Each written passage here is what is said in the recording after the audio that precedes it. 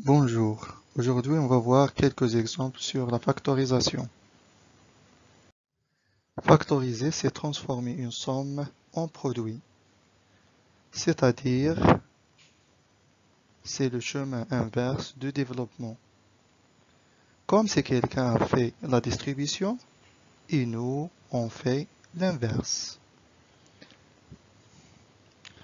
Méthode pour factoriser une expression littérale. Premièrement, on cherche un facteur commun au terme de l'expression. On a ici l'expression, on a deux termes, 3x et 3 fois 5. Cela doit être un diviseur de chaque terme. Par exemple, le facteur commun de cette expression, c'est 3. On regarde ici, c'est 3 fois x et c'est 3 fois 5, donc le terme 3 se répète.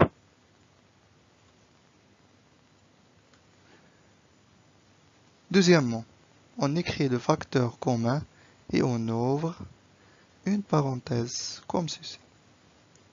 3 facteur 2. Après, on écrit les quotients du terme par le facteur commun. On a ici 3 facteurs. Qu'est-ce qu'il reste ici? Il reste x. Alors, on l'écrit juste après des parenthèses. Plus, on a ici plus, on garde plus. Ici, il reste 5. Alors, on écrit 5 et on ferme le parenthèse. Alors, on va voir 5 exemples. Comment factoriser ces expressions suivantes a, b, c, d et e. Alors, pour a est égal 2 fois x plus 2 fois 4, on va chercher quoi? On va chercher le facteur commun.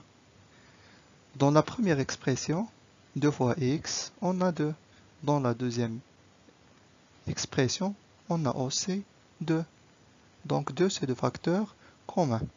Donc on va écrire 2 et on ouvre quoi? Le parenthèse. Donc, c'est comme ça. 2 et 2. Alors, il nous reste ici x et ici 4. On va les écrire ici. Plus ici 2 et ici 4. Ça y est? Alors, 2 fois x plus 2 fois 4. On a identifié ici le facteur commun. Et le résultat, ici il nous reste x, on va l'écrire comme ça. Ici il nous reste 4. C'est le résultat final. A est égal 2 facteurs de x plus 2.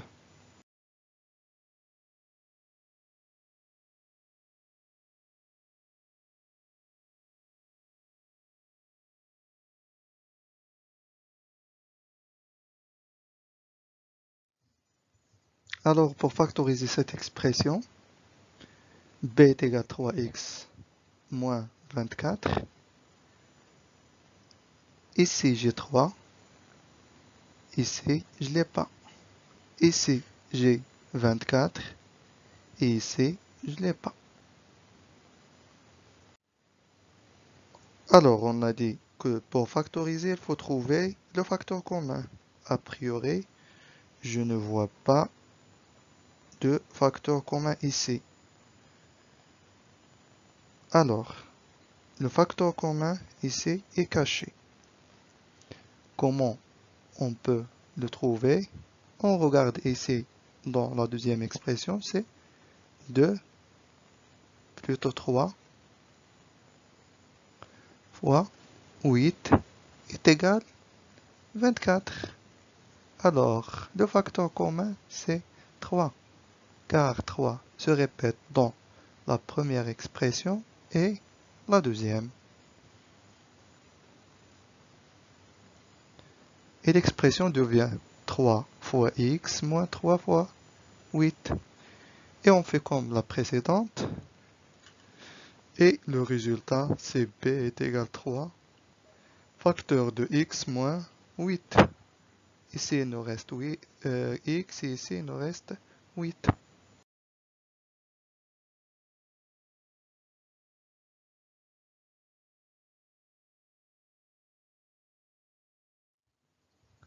L'exemple suivant, on a c est égal à 4x plus 8y.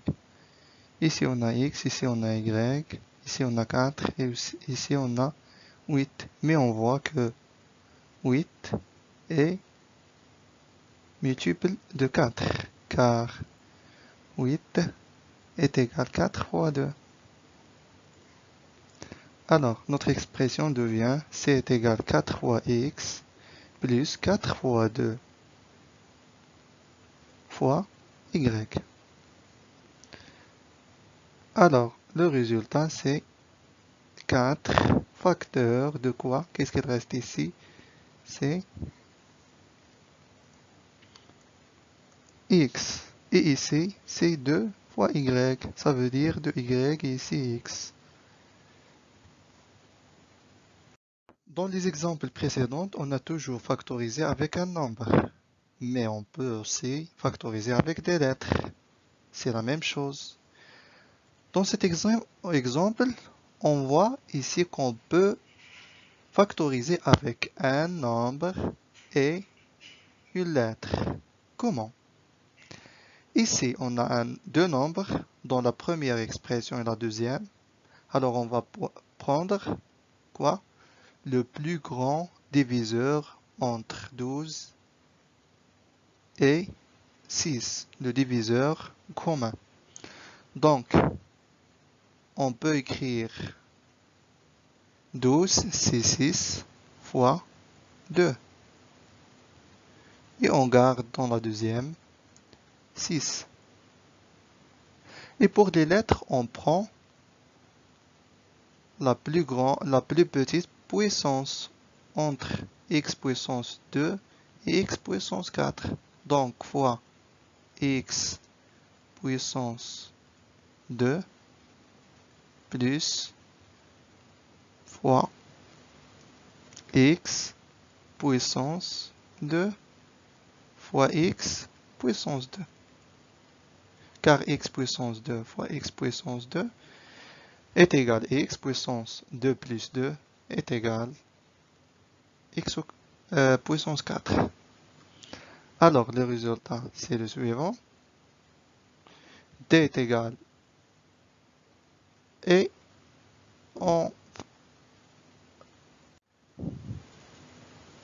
j'ai dit on factorise avec 6x puissance 2. Il nous reste ici 2 et ici il nous reste x puissance 2. Et comme j'ai ici un plus, je garde le signe tel qu'il est. Dans l'exemple suivant, on voit qu'on peut factoriser avec une expression. On regarde bien ici.